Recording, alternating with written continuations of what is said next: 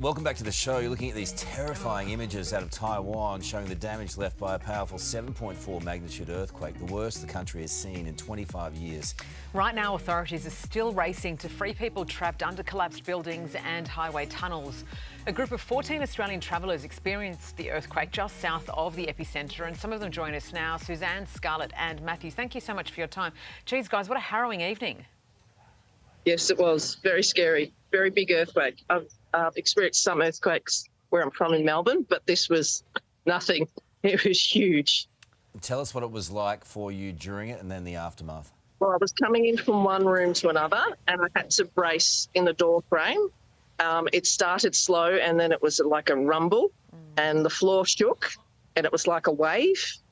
The floor was like a wave in the ocean and the walls shook so much that the light fitting was swaying side to side in a room and nearly hit the roof. Oy. That's how big it was. What goes through your mind when something like that happens? I mean, it's just terrifying.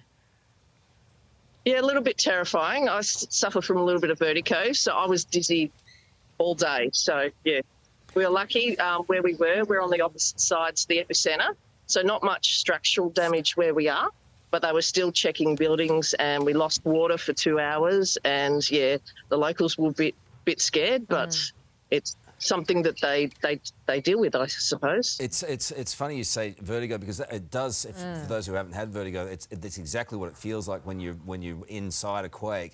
Matthew, for you, what was it like? It was surreal to feel the ground underneath you moving, and I happened to be outside at the time, and you could see the buildings moving with the ground. It was terrifying. It's very hard to explain, but it was just very terrifying. And obviously this is the worst earthquake Taiwan's experienced in 25 years. There was a warning that came out. Did that give you enough notice to prepare at all? No, it was about 20 seconds. Wow. Yeah, all our phones went off in unison and then the walls started shaking. So, no, not enough time. I think being from Australia, we're not very acclimatized to this sort of thing. And so we got the warning and it was like, well, what do we do? What's happening? Where I think the local Taiwanese people would have had a better chance to get to safety with the warning. Yeah. And I suppose any warning is better than none. But, yeah, it was a very short time for someone who was very much not prepared for that situation. Look, Scarlett, I mean, you're amongst something now that will be really horrendous for the local people, and you're okay. You must be just counting your lucky stars. Yeah, I mean, for me, I just feel incredibly grateful that we are in the location that we are, because obviously we're aware that other parts of Taiwan have been greatly impacted by this earthquake. And I mean, all of us, we just feel so grateful that we are in the location that we are and no one was harmed. And we just send our best wishes and hope that everyone else is safe and get what they need. You can get through it. All right. Thank you, Sheree, for being with us. We really appreciate it. I'm glad you're okay. Yeah. This is the moment Taiwan was rocked by a 7.4 magnitude earthquake, the worst the country has seen in 25 years. Confronting pictures showing buildings, bridges shaking, cars in the firing line.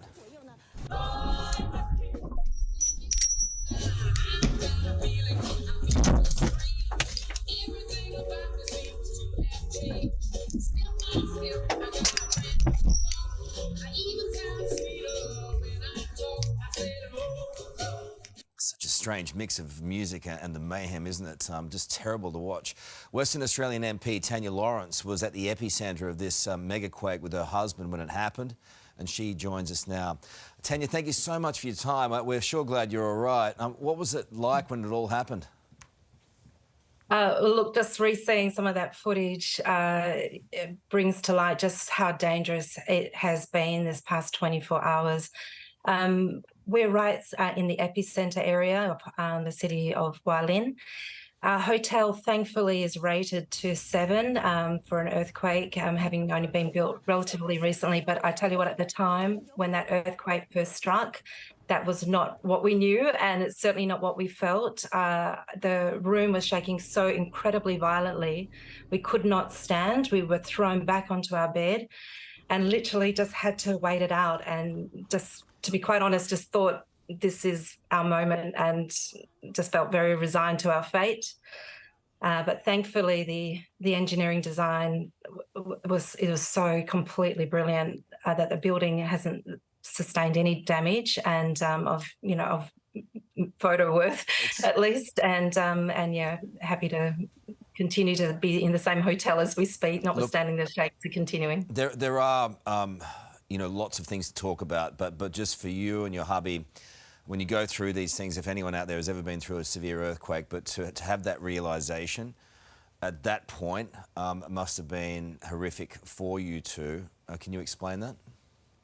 It was. To start was the noise. The noise it's like the deepest rumbling thunder, but from the earth, and it literally just comes up and your whole body shakes.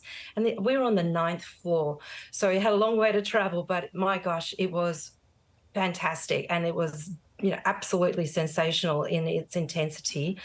But then the shaking started, and that was so terrifying, and just the violence of it. And as I say, we tried to get out of the bed and tried to grab our things to get to the fire stairwell, but just literally were not able to stand the movement, just throwing us back to the bed. So we just held each other and just looked up the ceiling. And I know it doesn't sound particularly probably what you want to hear, but quite honestly, we just thought that's going to be the last thing we're going to see, and just felt resigned to our fate, expecting the floors to concertina down upon us. And I just thought it was going to hurt. But then the shaking stopped, and we grabbed our gear, got ourselves together, and made our way to the stairwell and joined the many other people that were there. But then there was an immediate aftershock within a few minutes that was equally violent, not over 7, I think it was around 6 something. But the stairwell now is vibrating, shaking really hard. It's terrible. So that took everyone a moment to gather our thoughts, because that's obviously a space you feel you should be in. I mean, the whole thing is just terrible, and it's a traumatic moment for you, and thank you for sharing it. Elsewhere around town, some of the buildings, some of the images we're seeing, we know that the workers are out there, they're pretty well organised, but they can't get to some locations. Some of these buildings, these massive buildings, have collapsed, people are displaced. What is it like being there right now? Surprisingly calm. And I think in part it's, some of these older buildings are obviously at risk, and they're under a lot of stress for them, the continuous aftershakes, I'm sure. But as you can see, even from some of the buildings that have tilted, they haven't actually fallen. It's a testament to the engineers design, obviously, for safety to the fullest extent they can.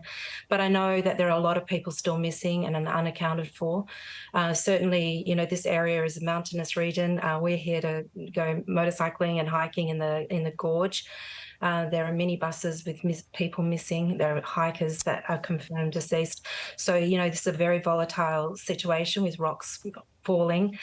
And yeah, certainly everyone's been making their best endeavours to leave, but unfortunately, due to the train lines needing to be checked for safety, because a lot of the tunnels plus the rail track itself has been compromised, and also the roads, bridges, so buses are not leaving. But there is a road, we've been told, that's being opened tomorrow for passenger vehicles. So we're hoping to hitch a ride with some locals to make our way out so we can try and get to a safer location. All right. Look, we really appreciate you being on. It's only, 4:15 in the morning there, but there'll be a lot of anxious people sweating on news from that particular part of the world, and from you yourself. Appreciate your time. Thank you so much, and wish you and your husband all the best. Hey there, Today fans. Sarah and... What's my name again? Oh my goodness, Carl. Hey, thanks for watching our YouTube channel, though. Subscribe now for more news, special reports, and amazing Aussie stories. And Carl misbehaving, Whoa, of course. That never happens. Always happens. What's she talking about?